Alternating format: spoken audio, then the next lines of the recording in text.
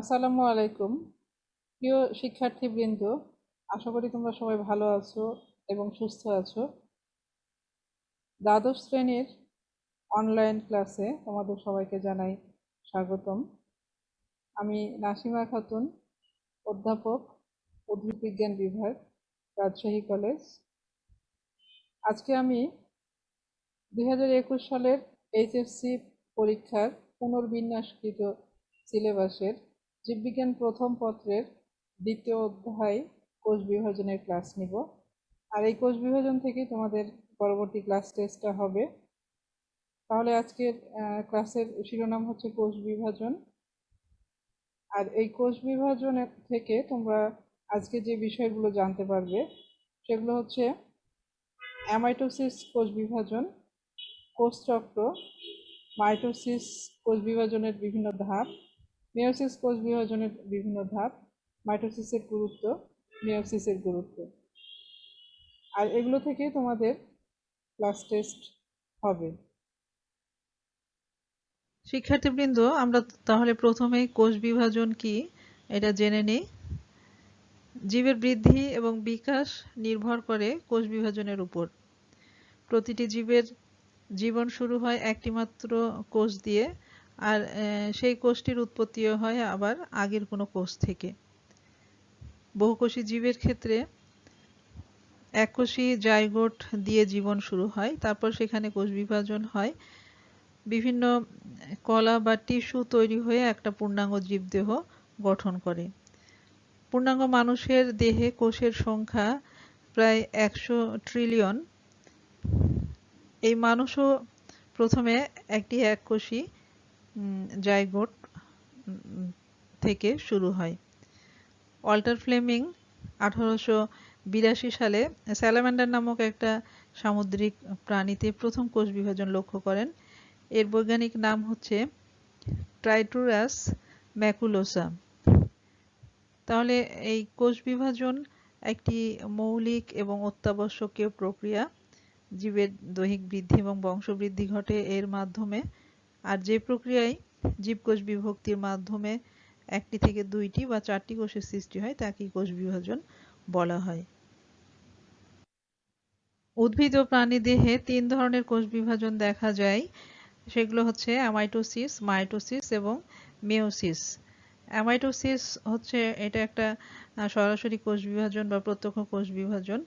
এই বিভাজন প্রক্রিয়ায় একটি মাতৃকোষের নিউক্লিয়াস এবং সাইটোপ্লাজম কোনো রকম বা কোনো মাধ্যমিক পর্যায় ছাড়াই সরাসরি বিভাজিত হয়ে দুইটি অপত্য কোষ সৃষ্টি করে। এখানে চিত্রে দেখো একটি মাতৃকোষের নিউক্লিয়াস দেখা যাচ্ছে। এই নিউক্লিয়াসটা প্রথমে লম্বা আকৃতির হয়, তারপরে নিউক্লিয়াসের মাঝখানে খাঁজ সৃষ্টি হয়। এরপরে নিউক্লিয়াসটা বিভক্ত হয়ে দুইটা নিউক্লিয়াস তৈরি করে, আর তার সঙ্গে সঙ্গে এদের কোষ প্রাচীরে মাঝামাঝি জায়গাতে খাঁজ সৃষ্টি হয় বা গর্তের সৃষ্টি হয়। পরবর্তীতে এই গর্তটা ভিতরে গিয়ে একটা কোষকে দুইটা অপত্য কোষে পরিণত করে, অর্থাৎ সাইটোপ্লাজমেরও এখানে বিভাজন হয়, হয়ে দুইটা অপত্য কোষ সৃষ্টি করে। তাহলে এই কোষ বিভাজনটা দেখা যাচ্ছে যে কোনো মাধ্যমিক পর্যায় বা দশা অতিক্রম না করে সরাসরি বিভাজিত হয়। এজন্য এটাকে প্রত্যক্ষ কোষ বিভাজনও বলা হয়।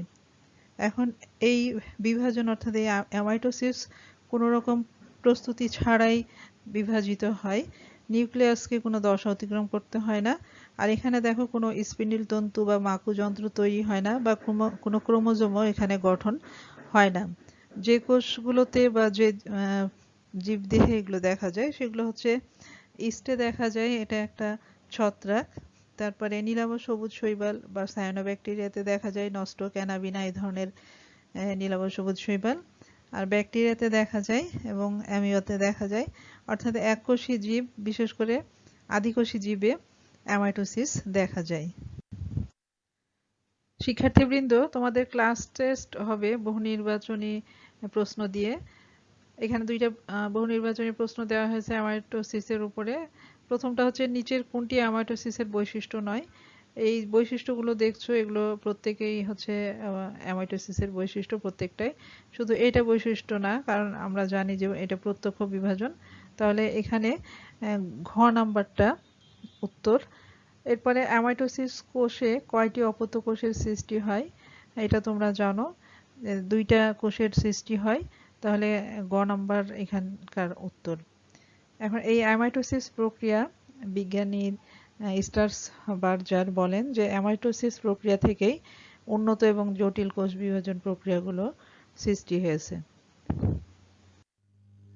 শিক্ষার্থীবৃন্দ, এবার মাইটোসিস নিয়ে কথা বলি।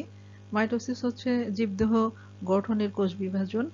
এই কোষ বিভাজনে নিউক্লিয়াস এবং ক্রোমোজোম দুইটাই একবার করে বিভাজিত হয়। হওয়ার পরে দুইটা অপত্য কোষ সৃষ্টি করে।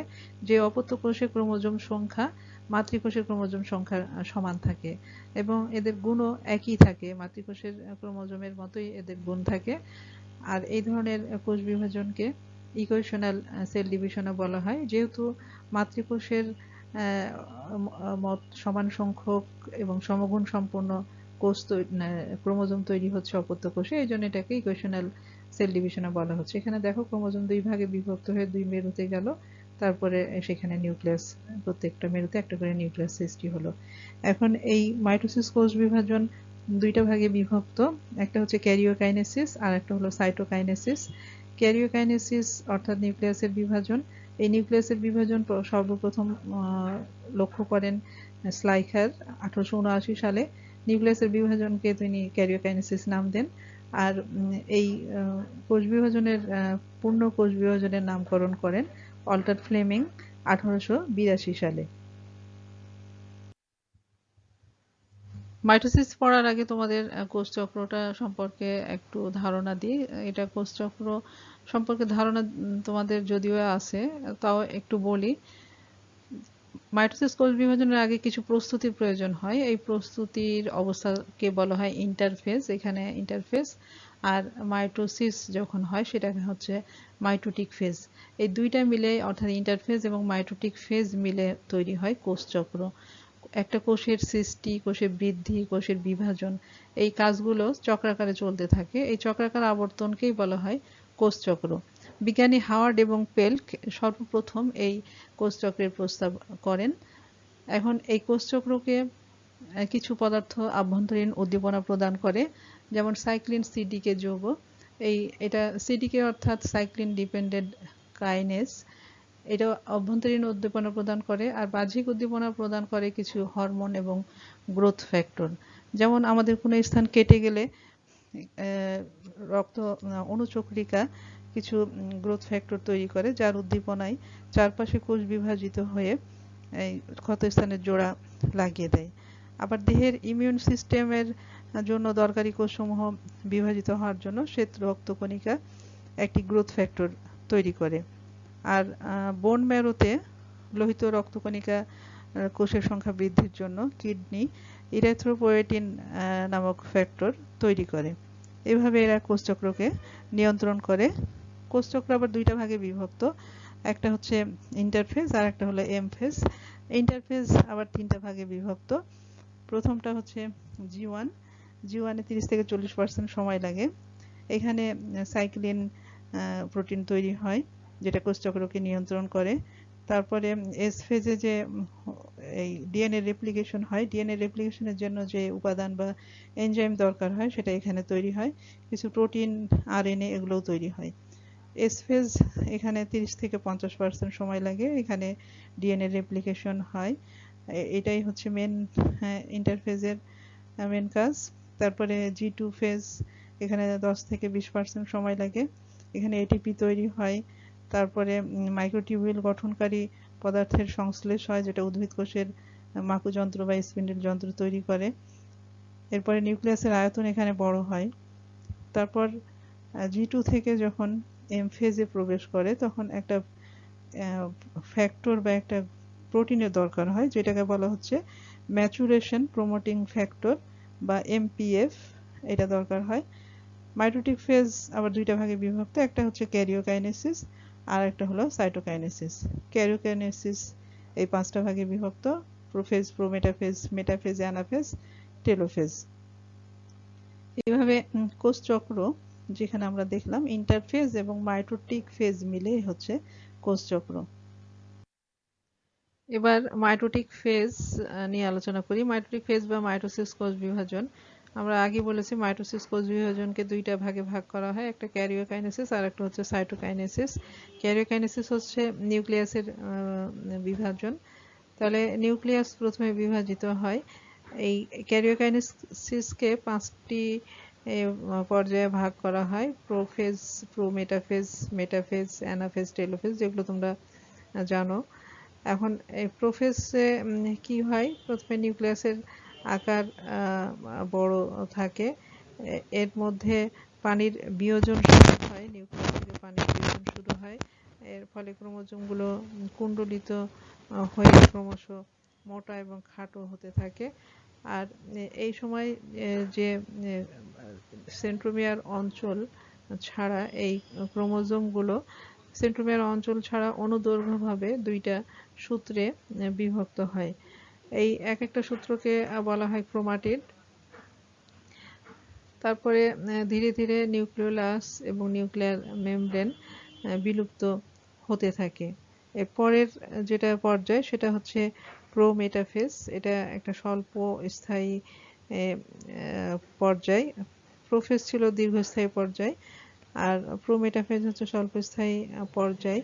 এই পর্যায়ে দুই মেরু থেকে স্পিন্ডেল যন্ত্র বা মাকু যন্ত্রের সৃষ্টি হয়। কতগুলো তন্তুময় প্রোটিনের সমন্বয়ে এই স্পিন্ডেল যন্ত্রের আবির্ভাব ঘটে। এই স্পিন্ডেল যন্ত্র বা মাকু যন্ত্রের দুই ধরনের তন্তু থাকে। একেবারে এক মেরু থেকে আরেক মেরু পর্যন্ত যে তন্তু সেটাকে বলা হয় স্পিন্ডেল তন্তু। আর যেটা বিষুবীয় অঞ্চল পর্যন্ত যেই তন্তুটা বিস্তৃত সেটা হচ্ছে আকর্ষণ তন্তু বা এটাকে ট্রাকশন ফাইবার বলা হয়। আর এই আকর্ষণ তন্তুর সাথে ক্রোমোজোম যুক্ত থাকে, এই কারণে এটাকে ক্রোমোজোমাল তন্তুও বলা হয়। আর এখানে যখন ক্রোমোজোমগুলো যখন এই আকর্ষণ তন্তুর সঙ্গে যুক্ত হয় তখন একটা আন্দোলনের সৃষ্টি হয়, এটাকে বলা হয় ক্রোমোজোমাল নৃত্য। এই ক্রোমোজোমগুলো আস্তে আস্তে বিষুবীয় অঞ্চল বা নিরক্ষীয় অঞ্চলের দিকে আসতে থাকে, বিস্তৃত হতে থাকে। আর নিউক্লিয়ার মেমব্রেন এবং নিউক্লিওলাস এখানে সম্পূর্ণভাবে বিলুপ্ত হয়ে যায়। তারপরের পর্যায়টা হচ্ছে মেটাফেজ। এটা হলো স্বল্পস্থায়ী পর্যায়। এখানে ক্রোমোজোমগুলোকে সবচেয়ে মোটা এবং খাটো দেখা যায়। ক্রোমোজোমগুলো বিষুবীয় অঞ্চলে সজ্জিত হয়, বিন্যাসিত হয়। এই বিন্যাসকে বিষুবীয় অঞ্চলে ক্রোমোজোমগুলোর এই বিন্যাসকে বলা হয় মেটাকাইনেসিস। এই পর্যায়ের শেষের দিকে সেন্ট্রোমিয়ারও বিভক্ত হয়ে যায়, যার ফলে প্রতিটি ক্রোমোজোম দুইটি অপত্য ক্রোমোজোমে পরিণত হয়। ক্যারিওকাইনেসিসের চতুর্থ দশাটি বা চতুর্থ পর্যায়টা হচ্ছে অ্যানাফেজ। এটা একটা ক্ষণস্থায়ী একটা পর্যায়। এই পর্যায়ে দেখা যায় যে যে অপত্য ক্রোমোজোমগুলো তৈরি হয় সেই অপত্য ক্রোমোজোমগুলো দুই মেরুর দিকে যেতে শুরু করে। দুই মেরুর দিকে এই যাওয়াকে বলা হয়, এটাকে বলা হচ্ছে ক্রোমোজোমীয় চলন বা অ্যানাফেজীয় চলন বলা হয়। আর এই ক্রোমোজোমগুলো যখন যেতে থাকে দুই মেরুর দিকে তখন ক্রোমোজোমের সেন্ট্রোমিয়ারের অবস্থানের ভিত্তিতে ক্রোমোজোমগুলোকে বিভিন্ন আকারের দেখা যায়। যদি ক্রোমোজোম যদি মেটাসেন্ট্রিক হয়, অর্থাৎ যদি সেন্ট্রোমিয়ার যদি একেবারে মাঝখানে থাকে ক্রোমোজোমের, তাহলে সেই ক্রোমোজোমটাকে ভি আকৃতি দেখা যায়। আর যদি সাবমেটাসেন্ট্রিক হয় ক্রোমোজোম, তাহলে ক্রোমোজোমকে এল আকৃতির দেখা যায়। আর যদি সেটা অ্যাক্রোসেন্ট্রিক ক্রোমোজোম হয় তাহলে জে আকৃতির দেখা যায়। আর এই ক্ষেত্রে দেখা যায় যে সেন্ট্রোমিয়ার অগ্রমুখী এবং বাহুগুলো পশ্চাৎমুখী হয়ে থাকে। তারপরে একেবারে শেষে অর্থাৎ মেরুতে যখন চলে যায় ক্রোমোজোমগুলো, অপত্য ক্রোমোজোমগুলো, তখন এই অ্যানাফেজ শেষ হয়। অ্যানাফেজের পরে যে পর্যায়টা সেটা হচ্ছে টেলোফেজ। টেলোফেজ অর্থাৎ শেষ পর্যায়। এই পর্যায়ে অপত্য ক্রোমোজোমগুলো যখন মেরুতে পৌঁছে যায়, দুই মেরুতে চলে যায়, তখন এই টেলোফেজ শুরু হয়। টেলোফেজ দেখা যায় যে প্রোফেজের উল্টা, অর্থাৎ প্রোফেজে যে পানি বিয়োজন হয়েছিল, এখানে পানির যোজন হয়। পানির যোজনের ফলে এই ক্রোমোজোমগুলোর প্যাঁচ খুলতে থাকে। এরা তখন ক্রোমাটিন তন্তুতে পরিণত হয়। এতক্ষণ ক্রোমোজোম ছিল, এখন ক্রোমাটিন তন্তুতে পরিণত হয়। আর নিউক্লিয়ার মেমব্রেন এবং নিউক্লিওলাস পুনর্গঠিত হয়। দুই দিকেই হয়, দুই মেরুতে হয়, যার ফলে দুইটা অপত্য নিউক্লিয়াস সৃষ্টি হয়, যেখানে ক্রোমোজোম থাকে মাতৃকোষের ক্রোমোজোমের সমান। যেহেতু এখানে নিউক্লিয়াস এবং ক্রোমোজোম একবার করে বিভাজিত হয়েছে। আর এই পর্যায়ের শেষে দেখা যায় যে স্পিন্ডেল যন্ত্রের যে তন্তুগুলো আছে, সেই তন্তুগুলো আস্তে আস্তে বিলুপ্ত হতে থাকে। আর এদের কাঠামো, স্পিন্ডেল যন্ত্রের কাঠামো ভেঙে পড়ে, তার তন্তুগুলো অদৃশ্য হয়ে যায় বা বিলুপ্তি ঘটে, সব শেষে বিলুপ্তি ঘটে। আর টেলোফেজ পর্যায়ের শেষে বিষুবীয় অঞ্চল বরাবর একটা কোষ প্লেট দেখা যায় প্রাণী কোষে, উদ্ভিদ কোষে। প্রাণী কোষে অবশ্য কোষ ঝিল্লিতে খাঁজের সৃষ্টি হয়। এরপরে টেলোফেজের পরে সাইটোকাইনেসিস, অর্থাৎ সাইটোপ্লাজমের বিভাজন। এতক্ষণ ক্যারিওকাইনেসিস হলো, এবার সাইটোকাইনেসিস বা সাইটোপ্লাজমের বিভাজন। এখানে দেখা যাচ্ছে যে এই স্পিন্ডেল তন্তু একেবারে বিলুপ্ত হয়ে গেছে। আর বিষুবীয় অঞ্চল বরাবর একটা প্লেট তৈরি হয়। প্লেট অর্থাৎ এখানে এন্ডোপ্লাজমিক রেটিকুলামের কিছু অংশ, যেটাকে ফ্রাগমোপ্লাস্ট বলা হচ্ছে, আর গোলজি বস্তুর আর অংশ যেটা হলো ভেসিকল। এরা বিষুবীয় অঞ্চলে জমা হয়ে কোষ প্লেট তৈরি করে। পরবর্তীতে এই কোষ প্লেটের উপর হেমিসেলুলোজ, সেলুলোজ এবং সাইটোপ্লাজমের নানাবিধ পদার্থ জমা হয়। জমা হওয়ার পরে এখানে ভৌত পরিবর্তন এবং রাসায়নিক পরিবর্তন হয়। আর এই পরিবর্তনের মাধ্যমে কোষ প্লেট কোষ প্রাচীরে পরিণত হয়। তারপর কোষ প্রাচীর তৈরি হলে সে মাতৃকোষটি তখন দুইটা অপত্য কোষের সৃষ্টি করে। এভাবে মাইটোসিস কোষ বিভাজনটি সম্পন্ন হয় ক্যারিওকাইনেসিস এবং সাইটোকাইনেসিসের মাধ্যমে।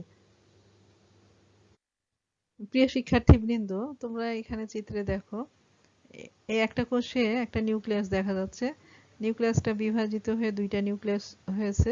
তারপরে আরো বিভাজিত হয়ে এখানে 8টা দেখা যাচ্ছে, প্রথমে 4টা, তারপরে 8টা, এরকম 8টা নিউক্লিয়াস হয়েছে।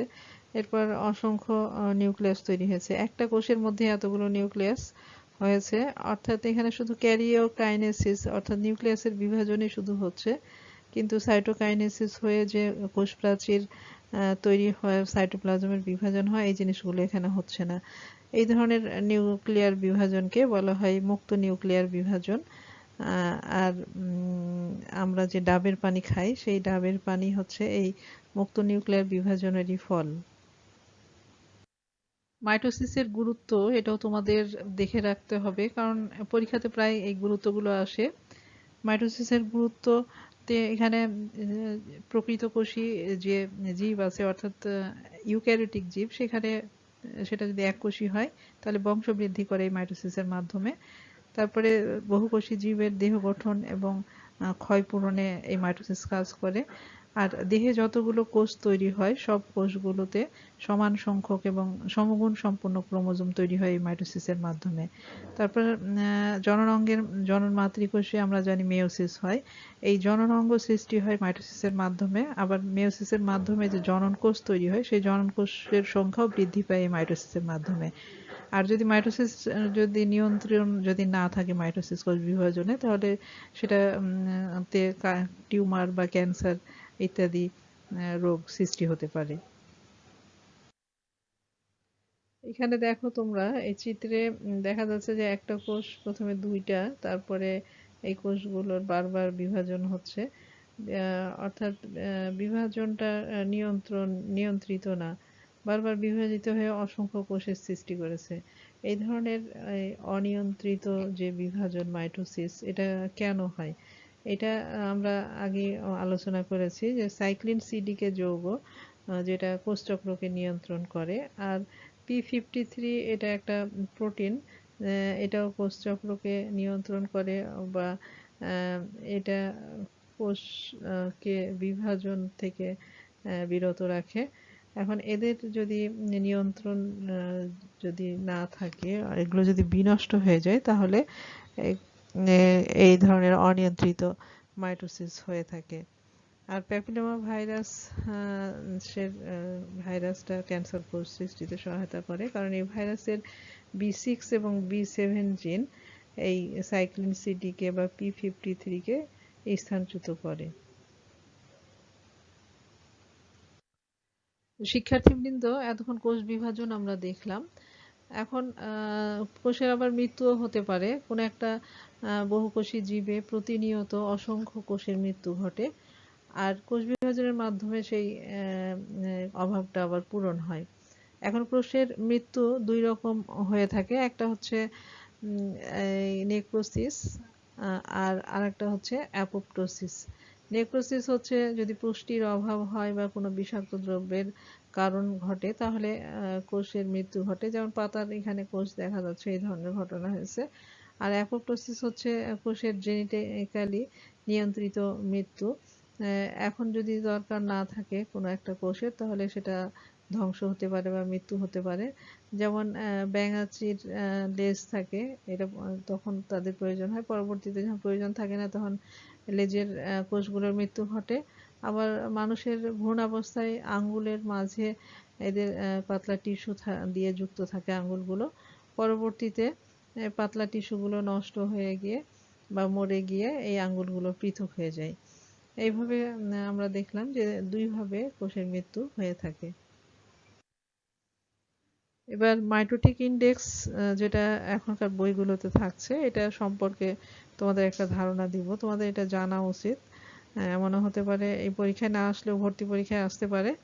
তো মাইটোটিক ইনডেক্স হচ্ছে যে কোনো একটা টিস্যুর মোট কোষ সংখ্যা এবং মাইটোসিসরত কোষ সংখ্যার যে অনুপাত, তার শতকরা হার হচ্ছে মাইটোটিক ইনডেক্স।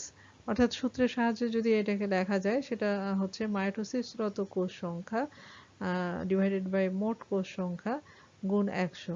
এখন এই চিত্রে দেখো, কোনো কোনো কোষে দেখা যাচ্ছে যে মাইটোসিস হয়েছে, এরকম এগুলো হচ্ছে মাইটোসিস হয়েছে, আর কোনো কোনো কোষে কোষ বিভাজন হচ্ছে না।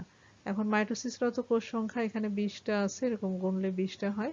আর মোট সংখ্যা, কোষ সংখ্যা হচ্ছে যেগুলোতে বিভাজিত হচ্ছে না সেগুলো, যোগ হচ্ছে যে কোষগুলোতে বিভাজিত হচ্ছে সেগুলো। এখন এইটাকে 100 দিয়ে গুণ করলে মাইটোটিক ইনডেক্স পাওয়া যায়। এখানে মাইটোসিসরত কোষ সংখ্যা আছে 20, আর বিভাজন হচ্ছে না এরকম কোষের সংখ্যা 55, আর বিভাজন হচ্ছে 20, অর্থাৎ মোট কোষ সংখ্যা হবে 55 যোগ 20, একে হচ্ছে 100 দিয়ে গুণ। এখানে যেটা পাওয়া যাবে সেটাই হচ্ছে মাইটোটিক ইনডেক্স। 5 থেকে 15 এরকম মান পাওয়া গেলে সেটা স্বাভাবিক, সেটা ক্ষতিকর নয়, কিন্তু তার থেকে বেশি হলে সেটা ক্ষতিকর। আর এই মাইটোটিক ইনডেক্স দেখে চিকিৎসকগণ অনুমান করতে পারেন যে টিউমারটা কত তাড়াতাড়ি বৃদ্ধি পাবে বা এর জন্য কি ধরনের ট্রিটমেন্টের প্রয়োজন আছে। শিক্ষার্থীবৃন্দ, এখন মাইটোসিস থেকে কয়েকটা বহু নির্বাচনী প্রশ্ন তোমাদের করব। প্রথমটা হচ্ছে বিরাম 1 বা G1 এ নিচের কোনটি তৈরি হয়? এখানে যেগুলো আছে সেখানে শুধু দেখো এনজাইমটা হবে, তাহলে এখানকার উত্তর হবে খ নাম্বার হচ্ছে এনজাইম। আর কিডনি থেকে ক্ষরিত ইরাইথ্রোপোয়েটিন নিচের কোনটি তৈরিতে উদ্দীপনা যোগায়? এটাও তোমাদের জানা, এটা হবে লোহিত রক্তকণিকা বা আরবিসি। এরপরের প্রশ্ন, মাইটোসিসের কোন ধাপে নিউক্লিয়ার মেমব্রেন এবং নিউক্লিওলাসের পূর্ণ বিলুপ্তি ঘটে? এটা হবে 2 নম্বর মেটাফেজ। মেটাফেজে নিউক্লিয়ার মেমব্রেন এবং নিউক্লিওলাসের পূর্ণ বিলুপ্তি ঘটে। তারপরে মাইটোসিস কোথায় ঘটে না? এখানে যেগুলো আছে প্রত্যেক জায়গাতেই মাইটোসিস হয়, শুধু ফ্লোয়েমের সিভ কোষ যেখানে নিউক্লিয়াস নাই, এইখানে হচ্ছে মাইটোসিস হয় না। আর স্পিন্ডল তন্তু সেন্ট্রোমিয়ারের কোন প্রোটিনের সাথে সংযুক্ত হয়? এটা তোমাদের জানা, এটা হলো মটর প্রোটিন।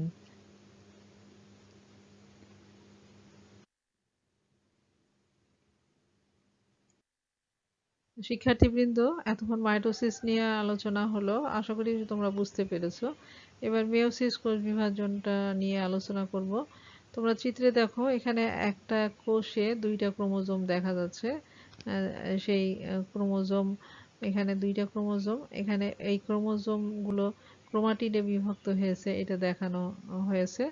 তারপরে একটা বিভাজন হচ্ছে, সেই বিভাজনে দেখা যাচ্ছে যে এক একটা নিউক্লিয়াসে ক্রোমোজোম সংখ্যা একটা করে আছে। এই মাতৃকোষে ছিল দুইটা, কিন্তু এখানে দেখা যাচ্ছে যে একটা করে আছে। তারপরের বিভাজনের মাধ্যমে দেখা যাচ্ছে যে এখানেও প্রত্যেকটা কোষে, এখানে যে চারটা অপত্য কোষ তৈরি হয়েছে, এগুলোতেও প্রত্যেকটাতে একটা করে ক্রোমাটিড বা একটা করে অপত্য ক্রোমোজোম দেখা যাচ্ছে।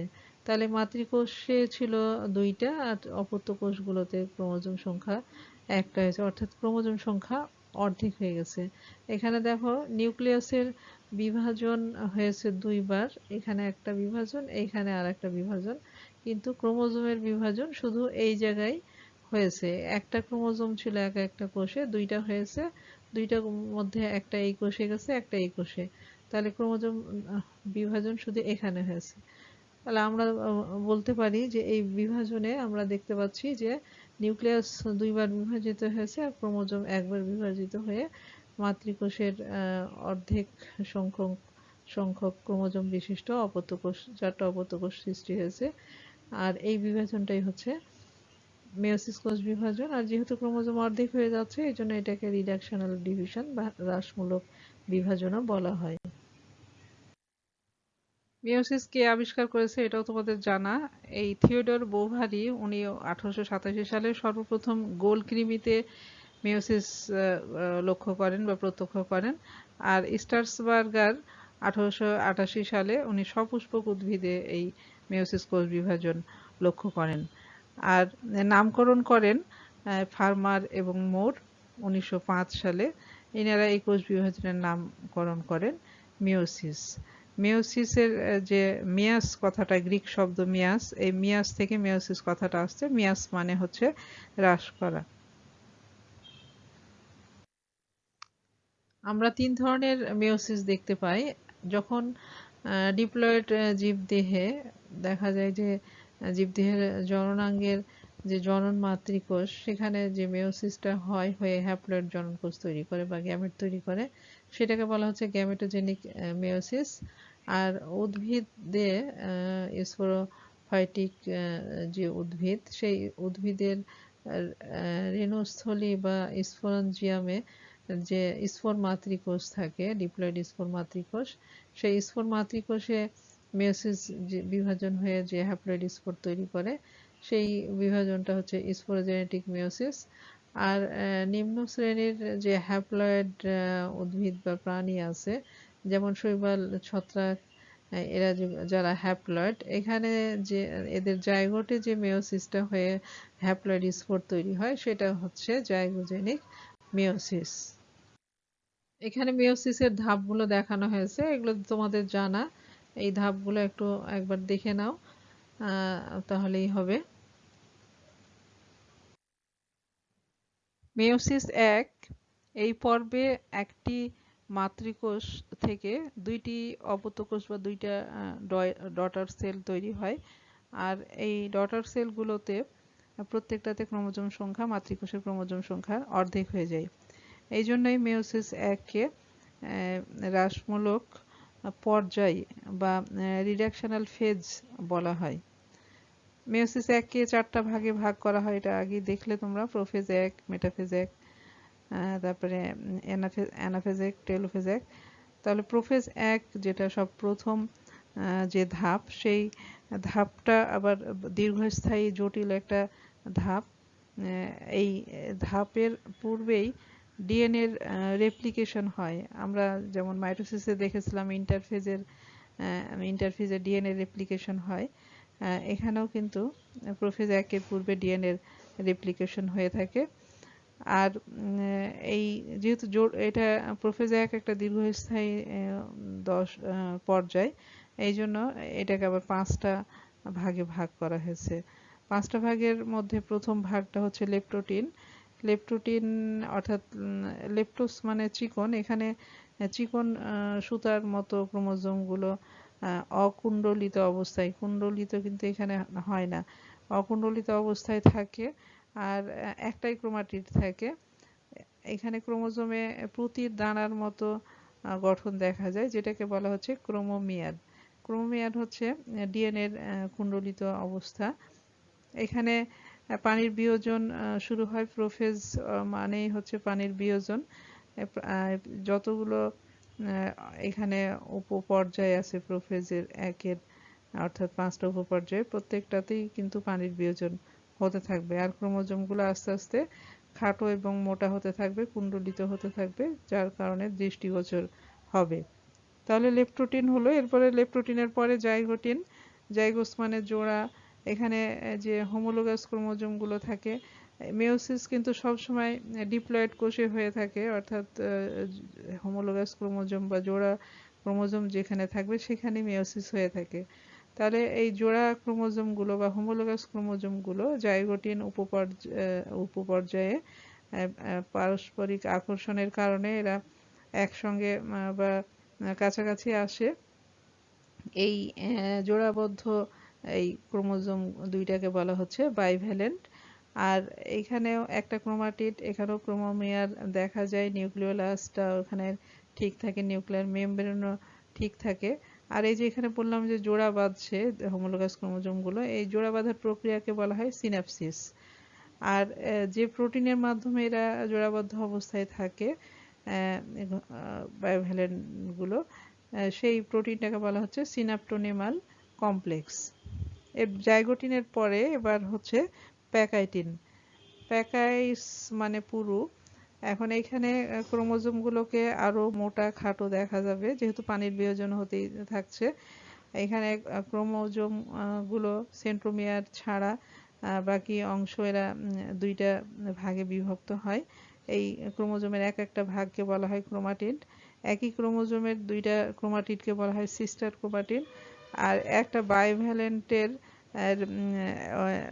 এই একটি ক্রোমোজোম, একটি বাইভ্যালেন্টের ভিন্ন ক্রোমোজোমের ক্রোমাটিডকে বলা হয় নন সিস্টার ক্রোমাটিড।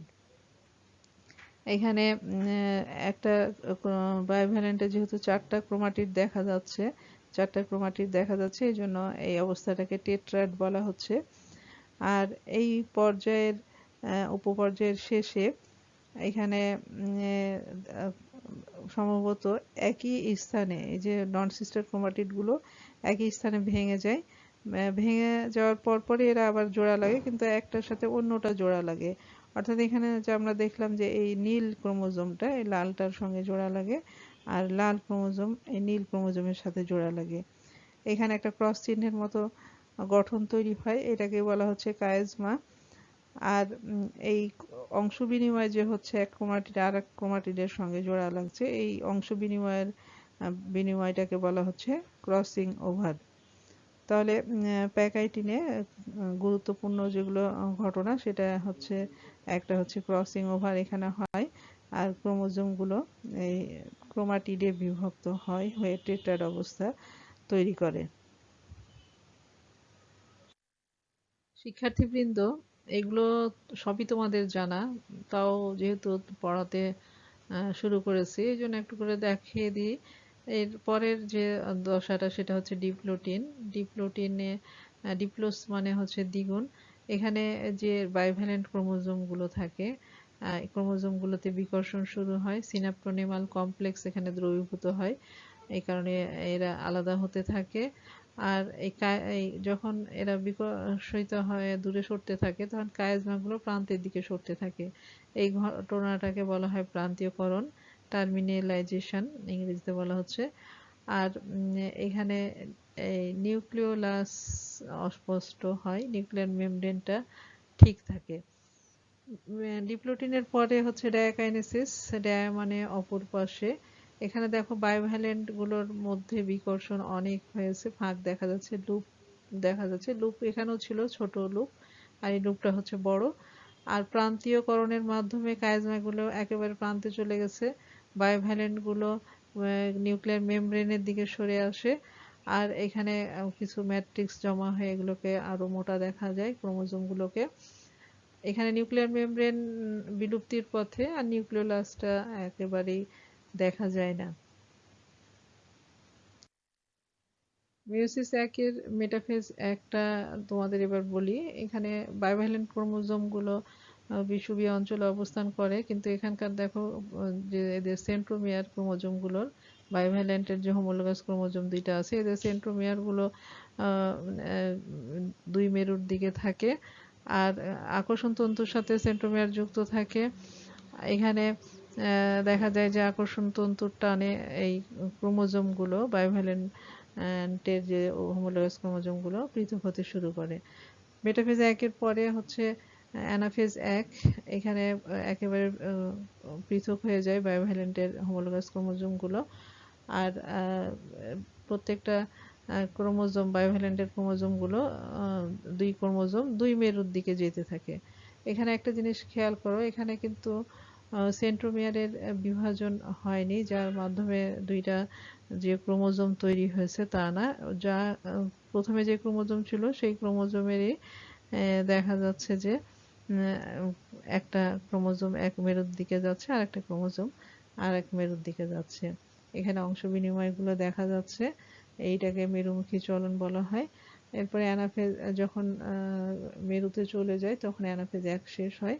তারপরেরটা হচ্ছে টেলোফেজ এক। টেলোফেজ একে দেখা যাচ্ছে যে মেরুতে ক্রোমোজোমগুলো চলে যায়, আর নিউক্লিয়ার মেমব্রেন এবং নিউক্লিওলাস তৈরি হয়, পানির যোজন হয়, এরা আস্তে আস্তে সরু হতে থাকে ক্রোমাটিড গুলো। তারপর টেলোফেজ একের শেষে কোষ প্লেট তৈরি হয়, কোনো কোনো প্রজাতিতে এটা হয়। আর কোষ প্লেটের পরে সাইটোকাইনেসিস হয়, হয়ে দুইটা কোষ তৈরি করে। আর কোনো কোনো প্রজাতিতে আবার দেখা যায় যে টেলোফেজ একের পরে এটা চলে যায় মিওসিস দুইয়ের প্রোফেজ দুই দশায়।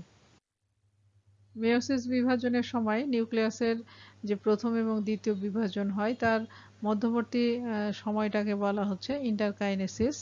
এই ইন্টারকাইনেসিসে ডিএনএ অনুলিপন হয় না বা রেপ্লিকেশন হয় না, কিন্তু আরএনএ বা প্রোটিন এগুলো সংশ্লেষিত হয়।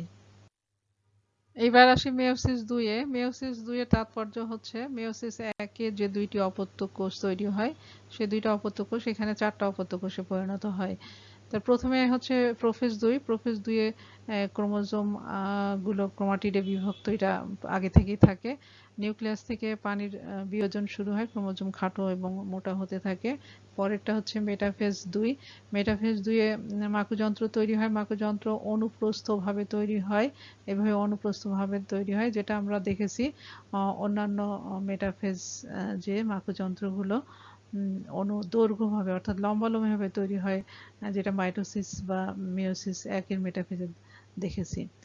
আর ক্রোমোজোমগুলো এখানে বিষুবীয় অঞ্চলে অবস্থান করে, আর সেন্ট্রোমিয়ার আকর্ষণ তন্তুর সঙ্গে সংযুক্ত থাকে।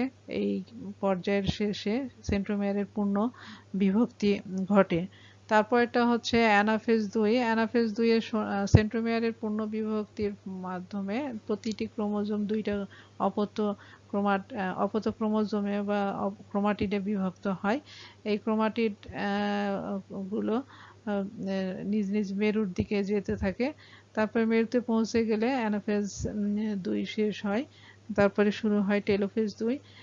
ক্রোমোজোম গুলো যখন মেরুতে চলে যায় তখন সেখানে নিউক্লিয়ার মেমব্রেন এবং নিউক্লিওলাস পুনর্গঠিত হয়, পানির যোজন শুরু হয়, ক্রোমোজোম গুলো শুরু হতে থাকে।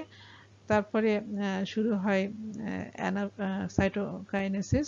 সাইটোকাইনেসিসের ক্ষেত্রে দেখা যায় যে দুই নিউক্লিয়াসের মাঝখানে কোষ প্লেট তৈরি হয়, কোষ ঝিল্লি, কোষ প্রাচীর তৈরি হয়। তারপর সাইটোপ্লাজমের বিভাজন হয়, অর্থাৎ সাইটোপ্লাজম সহ প্রত্যেকটা নিউক্লিয়াস, কোষ ঝিল্লি এবং কোষ প্রাচীর সহযোগে এক একটা অপত্য কোষে পরিণত হয়। আর প্রত্যেকটা অপত্য কোষে মাতৃকোষের অর্ধেক ক্রোমোজোম থাকে। আর এই কারণে এটাকে হ্রাসমূলক বিভাজন বলা হয় মেয়োসিসকে। এইভাবে একটা কোষ থেকে 4টা আবদ্ধ কোষের সৃষ্টি হচ্ছে, আর প্রত্যেকটা কোষে মাতৃকোষের ক্রোমোজোম থেকে অর্ধেক হয়ে যাচ্ছে ক্রোমোজোম সংখ্যা। আর ক্রোমোজোমের গুণাগুণ এক এক কোষে এক এক রকম থাকে, অর্থাৎ সমগুণ সম্পন্ন হয় না। ক্রসিং ওভার নিয়ে এবার একটু বলি। আমরা দেখলাম যে মেয়োসিস 1-এর প্রোফেজ 1 দশার প্যাকাইটিন উপপর্যায়ে ক্রসিং ওভার হয়। ওখানে যে নন সিস্টার ক্রোমাটিড ছিল, সেই নন সিস্টার ক্রোমাটিডের একই জায়গায় প্রথমে ভেঙে যায়। এই ভাঙে এন্ডোনিউক্লিয়াস এনজাইমের সাহায্যে। তারপরে ভাঙার পরে আবার সঙ্গে সঙ্গে জোড়া লাগে লাইগেজ এনজাইমের সাহায্যে। তারপরে এখানে একটা ক্রস চিহ্নের মতো গঠন তৈরি হয়, সেটাকে কাইজমা বলে। এখন এটা যদি এ বি সি ডি হয়, আর এই ক্রোমাটিডটা যদি A dash B dash C dash D dash হয়, যখন প্রান্তীয়করণ শেষ হয় তখন এদের অংশ বিনিময়টাও শেষ হয়। অংশ বিনিময়ে দেখা যায় এই ক্রোমোজোমের সঙ্গে, অর্থাৎ এখানে সিডির পরে হচ্ছে এ ড্যাশ বি ড্যাশ। তাহলে এখানে যেটা হবে সেটা হবে A dash B dash C D. আর এই ক্রোমোজোমটা অর্থাৎ সি ড্যাশ ডি ড্যাশ এটার সঙ্গে যুক্ত হবে এই অংশটা। তাহলে এটা হবে A B C dash D dash. এই যে দেখো A B C dash D dash. এইভাবে প্রান্তীয় করণ যখন শেষ হয় তখন এই অংশের বিনিময়, ক্রোমাটিডের অংশের বিনিময় হয়। এর মাধ্যমে জিনেরও বিনিময় হচ্ছে। আমরা এখানে দেখলাম যে এগুলোকে যদি জিন হিসাবে আমরা বলি, তাহলে জিনের বিনিময় হচ্ছে, এতে চারিত্রিক বৈশিষ্ট্যের পরিবর্তন ঘটে। এবার মেয়োসিসের গুরুত্ব তোমাদের জানা দরকার, এটাও পরীক্ষায় আসে। মেয়োসিস যে ক্রসিং ওভার হয়, সেই ক্রসিং ওভারের মাধ্যমে বৈচিত্র্যতার সৃষ্টি হয় এবং এটা বিবর্তনে ভূমিকা রাখে।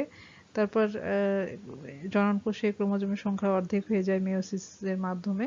আবার নিষেকের মাধ্যমে ক্রোমোজোম সংখ্যা আবার ডবল হয়। এভাবে ক্রোমোজোম সংখ্যার ধ্রুবতা বজায় থাকে।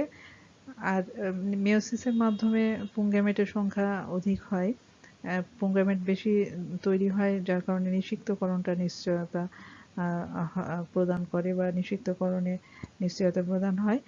আর কোষতাত্ত্বিক ব্যাখ্যায় এই মেয়োসিস ভূমিকা রাখে। কোষতাত্ত্বিক ব্যাখ্যা অর্থাৎ মেন্ডেলের যে সূত্রগুলো আছে, প্রথম সূত্র দ্বিতীয় সূত্র, এগুলোর ব্যাখ্যায় মেন্ডেল নাকি মেয়োসিস গুরুত্ব রাখে।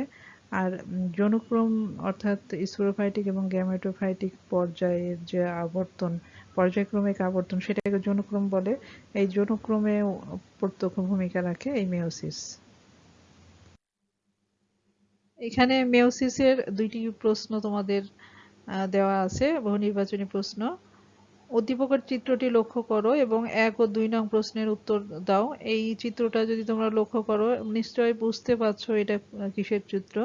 এখানে দেখো কাইজমা আছে, প্যাকাইটিন নিয়ে আমরা কাইজমা দেখেছি। তাহলে এটা মেয়োসিস 1-এর প্রোফেজ 1-এর প্যাকাইটিন উপদশা।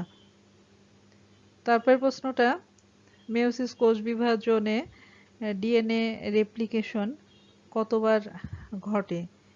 এখানে আমরা জেনেছি যে ডিএনএ রেপ্লিকেশন মেয়োসিস কোষ বিভাজনে একবারই ঘটে, সেটা প্রোফেজ 1-এর পূর্বে। তাহলে একবার। প্রিয় শিক্ষার্থীবৃন্দ, এতক্ষণ কোষ বিভাজন সম্পর্কে তোমরা জানলে। আশা করি সবাই বুঝতে পেরেছো।